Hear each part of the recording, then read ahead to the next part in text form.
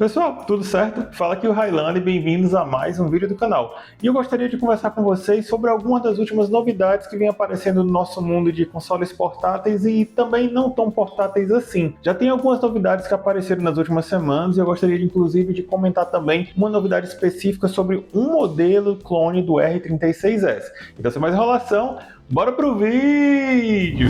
Começando então pela novidade mais antiga, já faz cerca de 2 semanas que a Trimwire divulgou os novos aparelhos dela, que temos o Trimwire Hammer Brick Pro U, o nome bem comprido mesmo, e o Trimwire Brick Pro. Eu vou começar pelo mais fraco deles, que é o Trimwire Brick Pro. Ele nada mais é que a evolução do Trimwire Brick, que é um aparelho que já tem alguns anos de mercado, conta com o mesmo processador do Trimwire Smart Pro, mas ele é vertical, com a tela de 3.2 polegadas e bateria, se não me engano, de 3.000 mAh. E aí chegou o Trimwire Brick Pro, teve a bateria aumentada para 5.000 mAh, manteve o mesmo processador, então essa parte aí é um pouco mancada. O acabamento é o mesmo de plástico, mas ele ganha agora 2 analógicos que ele não tinha e também uma tela um pouco maior. Acaba que onde ele foi colocado por cerca de $100, eu acho que acaba não encaixando, pois você consegue encontrar o Trimwire Smart Pro bem mais barato, então acaba que eu não vejo vantagem nesse modelo.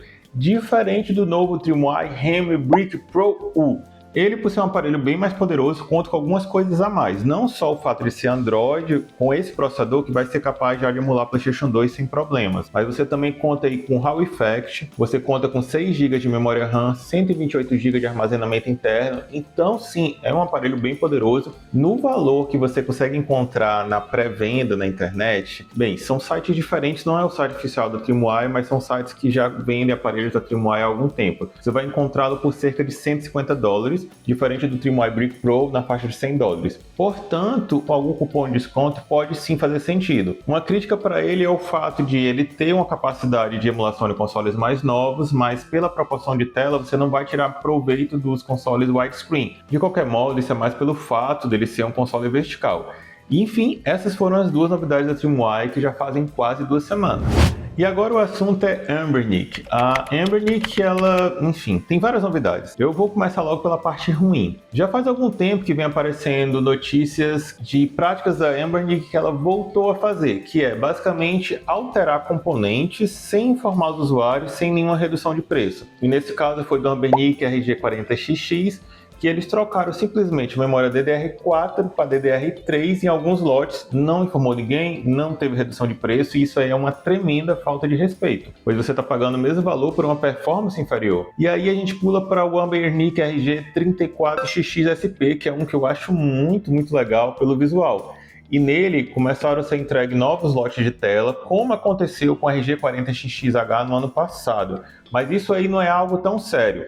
A questão mesmo desse é que, no momento, com essas novas telas, os custom firmwares como a Nully não vão suportar até que seja atualizado. E foi exatamente a mesma coisa que aconteceu com a RG40XH no ano passado. Muita gente recebeu o aparelho e tentava instalar a Nully do ano passado, que é a Gladiator, e não funcionava, e depois recebeu uma atualização que teve suporte a essa tela, e agora essa nova atualização acabou por impactar quem quer instalar a Nully Scarab, que é a versão mais recente, no RG34XX-SP. Bem, eu comecei pela parte ruim quanto a essa política de falta de transparência da Anbernic. Então vamos agora para novidades. Ela basicamente está anunciando um novo console cópia do Switch Lite. A Anbernic já tem esse histórico de copiar os consoles, né? RG Vita, RG DS, então ela foca no aparelho para tentar replicar o design do aparelho, e não sei como ela não recebe um processo quanto a isso. E o aparelho da vez é o RG55G1. A gente não tem muita informação além do trailer que foi divulgado em termos de design, Hall Effect.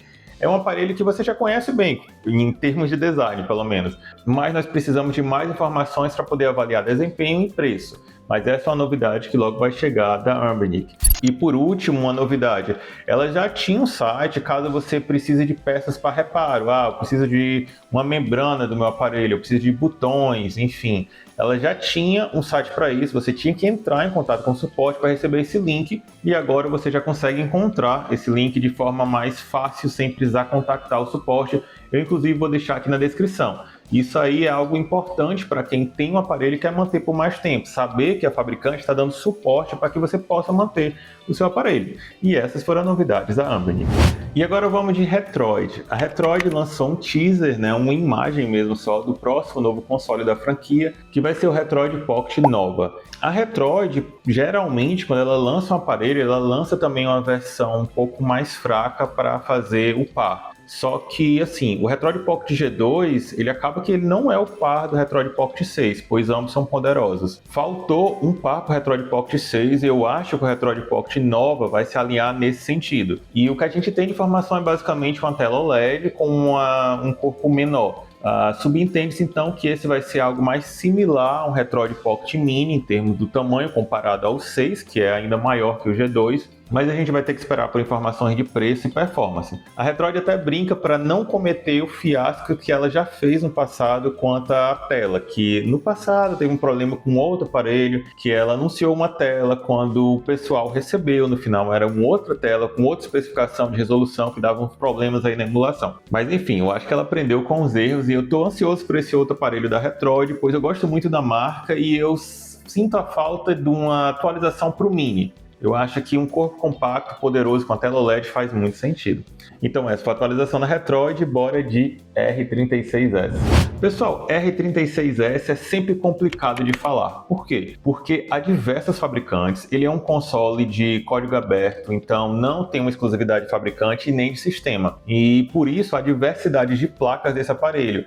Os desenvolvedores classificam entre originais e clones, ok? Tem algumas diferenças de memória mesmo dos originais serem dual channel, diferente dos clones, mas há um clone específico, eu fiz vídeo recente, que é o R36S modelo V20, a placa V20. Há algum tempo começou notícias que foram adicionadas até na wiki mais conhecida do R36S, quanto ao ArcOS for Clone, que é uma das custom firmwares para o R36S, dizia-se que ela era capaz de fritar o alto-falante do aparelho, e inclusive apareceram vídeos de pessoas que realmente instalaram e ficaram testando. Depois de um tempo aparecia esse problema do alto-falante estar totalmente estourado.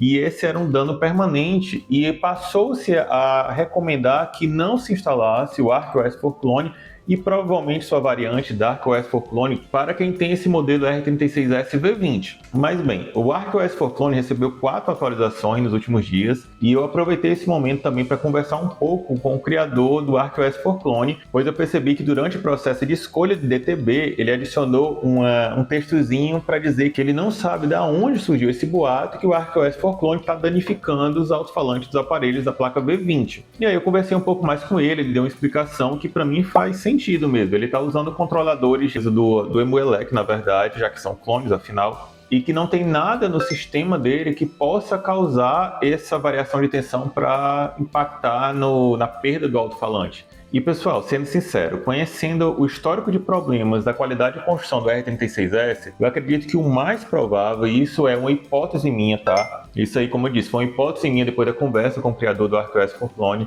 O que eu acho é que a placa do R36S V20 tem um problema de fábrica. Então, após essa conversa, eu acredito que, de fato, o problema não é o ArcOS for Clone, e sim a questão da baixa qualidade do R36S, pois também já começaram a aparecer problemas do R36 Ultra também com falante estourado. E a recomendação geral que eu posso dar para vocês que têm um aparelho é evitem utilizar a potência máxima do seu alto-falante. Deixem aí até 50%. Até porque você que testou o aparelho e colocou o volume no máximo sabe que o speaker, né, o alto-falante é de baixa qualidade, ele estoura totalmente o áudio. Você, ao aumentar o volume, vai exigir mais carga de tensão para lá e pode ser que isso mesmo que esteja danificando o seu alto-falante, não o ArcOS for Clone. Portanto, a partir de hoje, para quem tem a placa V20, eu vou parar de passar essa recomendação de não instalar o ArcOS for Clone ou sua variante da ArcOS for Clone. Realmente, para mim, o problema é baixa qualidade.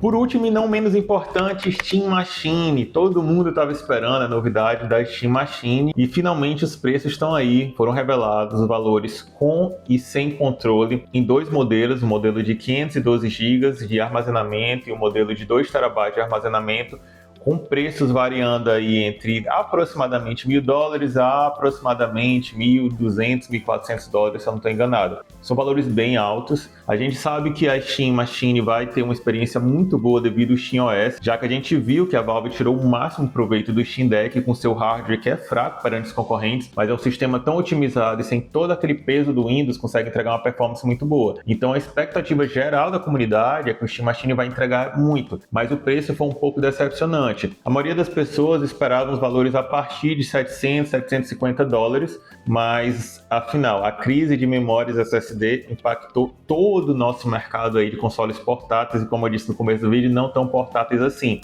Ou seja, esses preços refletidos na Steam Machine nada mais é que o reflexo do nosso mercado, que está horrível em termos de preços e ainda deve piorar nesse ano, se estender para o próximo, para aí sim é esperado que os valores comecem a se regular, né? O mercado comece a regular e comece a baixar a demanda dos data centers de AI que causaram todo esse reboliço de preço. E são valores realmente salgados. Eu acho que com esse valor você consegue montar algo melhor, principalmente se você já tiver alguma das peças, né? Até porque a gente sabe que o que vai fazer a maior diferença no custo da sua montagem não vai ser o SSD e a memória, apesar dos aumentos que sofreram, mas sim a sua placa de vídeo. Pessoal, e é isso. Eu tentei fazer um compilado das últimas novidades que apareceram aí no mercado do mundo dos consoles portáteis retrô, em especial a comunidade aqui do R36S, que eu tô sempre fazendo vídeos. Eu espero que você tenha gostado desse vídeo. Não deixe de curtir e compartilhar esse vídeo. E a luz da gravação acabou de descarregar a bateria enquanto eu estava fazendo aqui o encerramento do vídeo. Mas enfim, não deixe de curtir e compartilhar esse vídeo com o seu amigo ou amiga que também acompanha muito esse mundo de mercado dos consoles portáteis retrôs e também não tão portáteis assim. Não deixe também de se inscrever para dar aquela força no crescimento do canal. E até a próxima!